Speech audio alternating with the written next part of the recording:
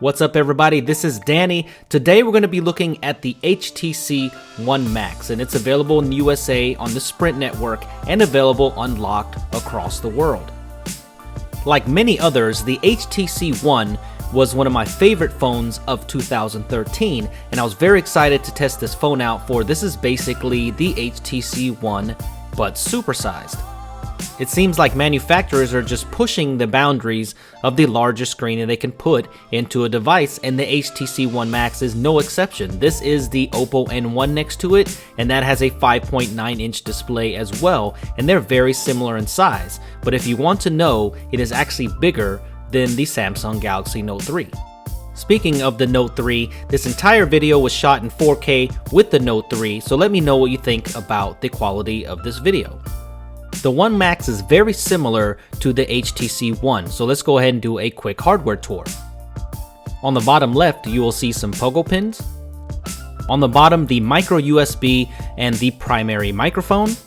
The could be better power button and volume rockers on the opposite side, and you will see 3.5mm headphone jack along with the IR blaster so you can control your TV right from your smartphone.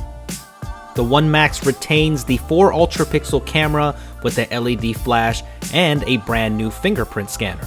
The dual front-facing boom sound speakers remain, and you have your wide-angle front-facing camera along with the LED notification light and the appropriate sensors. When you turn on this display, you will love it because it is a 5.9-inch 1080p display, Super LCD 3, and it is just as gorgeous as it was on the HTC One. And there is no Android 4.4 KitKat on here yet, but it is running Android 4.3, and it does have the Sense skin on top of it. On top of the screen is Gorilla Glass 3, so I've had no problems with scratches in my 3 weeks of use on the Sprint USA network. Some people may disagree, but I actually do not mind the Sense skin on top of Android, and I am a stock Android fan, but I think HTC did a pretty good job along with the HTC One on the Sense skin. It's just not as intrusive as it was before. It's nice and snappy. There's a lot of personalization here. So what do you guys think about the Sense skin? I personally don't mind it, and I think it ran fantastic on the HTC One Max. Software-wise, there's not much new here. Blink feed resides on the left of the home screen, and everything is very familiar if you've used the One before. This is one of Sprint's Spark LTE compatible devices, so if it is lit up in your area, then prepare for some great LTE speeds and connectivity. You would think with all of this extra screen real estate and the competition that the One Max has, that HTC would come and put some software optimizations to take advantage of this large screen. But there really isn't any. This is exactly the HTC One software experience blown up into a 5.9-inch HTC One experience. I mean, I'm a little bit disappointed here since the Note 3 and some of the other large devices actually have specific features that take advantage of this big real estate, and actually it's just a waste of space. They did add one extra feature and something new to the Android space, and that is a fingerprint scanner. And there is some faults with it because the way that the fingerprint scanner is placed on the back and the swipe motion that you have to activate it, it's very awkward because the way that you hold it in your hand, it's really not near your finger. And I just did not like the way that this was implemented. And it worked okay, and you can set separate fingers to launch different apps, but I only used this for about a day and ended up turning it off. So it's there, but I really didn't like it that much. If you're looking for a Touch ID iPhone 5S type experience, then you're not going to get it with this phone. But besides that, the phone is actually fantastic because the HTC One was an amazing phone. And if you like that phone, then you're going to like this because the build quality is the same.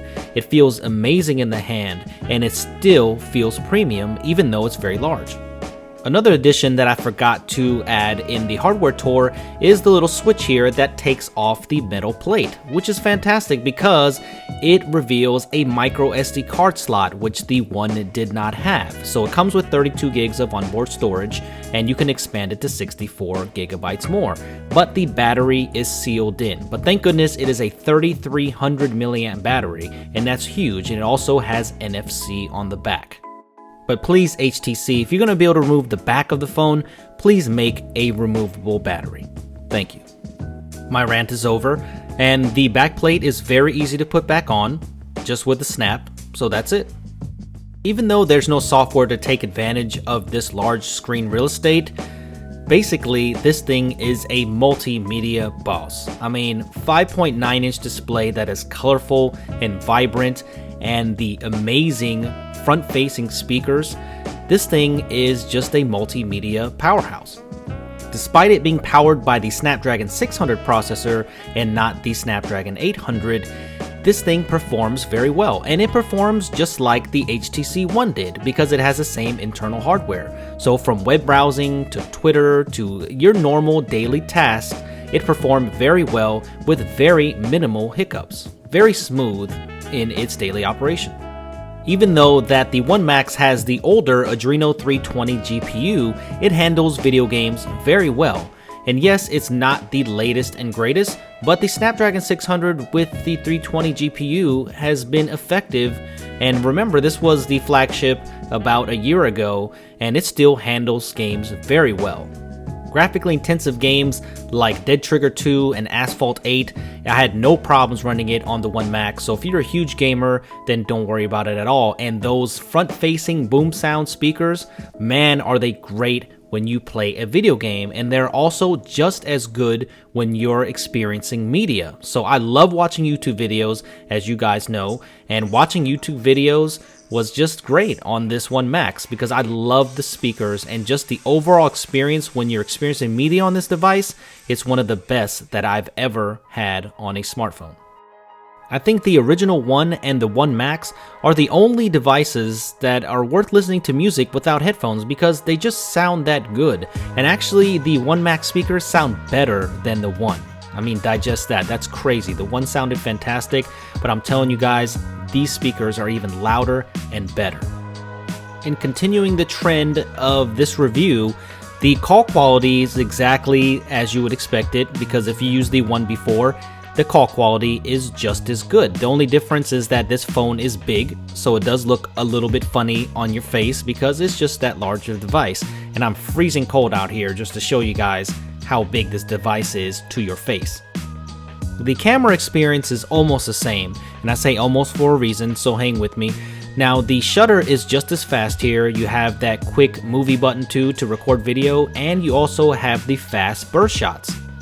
As I said in my one video, I really like the HTC Zoe feature so you can show off your pictures and videos with ease, and it makes some cool videos here that you can share.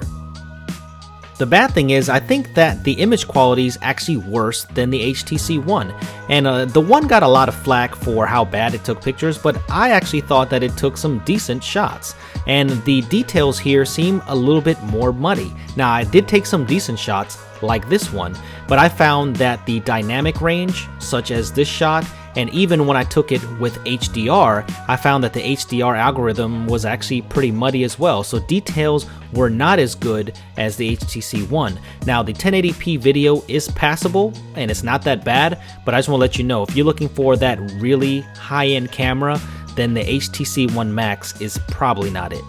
But it's not the worst I've ever seen, so it's not a deal breaker by any means. But what's awesome about it is that the 3300 milliamp battery is phenomenal. I mean, it lasts me all day. I've never had to worry about battery life on this phone.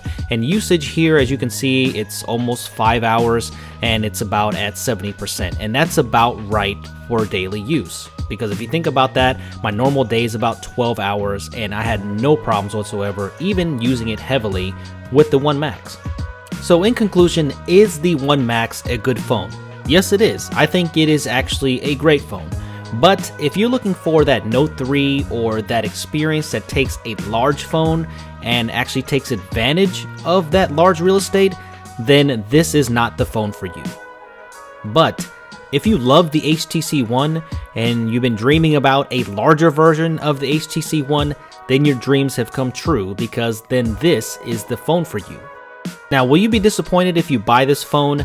I don't think so. It has a great screen, it performs well, and I think it's a great experience overall. But I can't lie and say that I'm not a little bit disappointed in this phone, because I just want HTC to get it right. Because I know they make beautiful hardware, I just want the software to also just converge together to make an amazing device. And I hope they do that with the HTC 2 or whatever device that they decide to release this year in 2014. The biggest downsides to this device is the way that the fingerprint scanner was implemented, the mediocre camera, and the software that needs optimization for this large screen. But I think that the large screen, its fantastic build quality, and the experience overall, especially the multimedia experience, more than make up for its downfalls, and it's a great device for you to pick up as long as you know its limitations. Alright, well that does it for me with the review of the HTC One Max, and let me know what you think about this content. Give me a thumbs up if you enjoyed it, and let me know what you think of the Note 3's 4K capabilities. It's very difficult to shoot with a mobile camera, so if you want to know more about that, follow me on Twitter at SuperScientific, and subscribe to my channel if you haven't already, and I will see you guys in the next video.